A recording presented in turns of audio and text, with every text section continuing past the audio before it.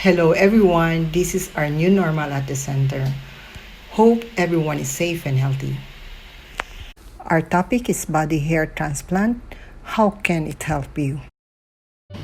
If you have depleted donor area and you want more volume, BHT is for you. It is done by FUE technique only, but it is more difficult.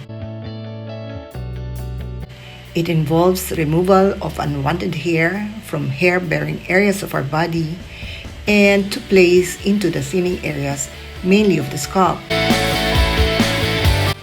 These are the body hair donors.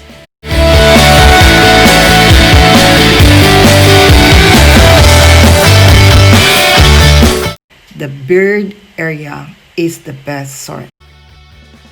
Here, I'm showing you the proper dissection and extraction of individual beard follicles.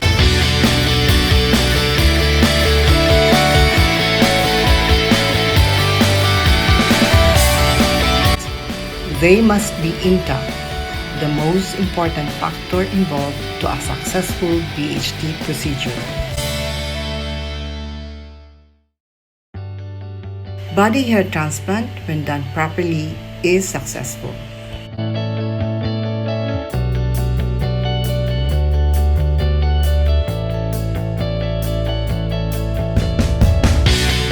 Don't forget to follow our channel to learn more updates about hair transplant. Thank you.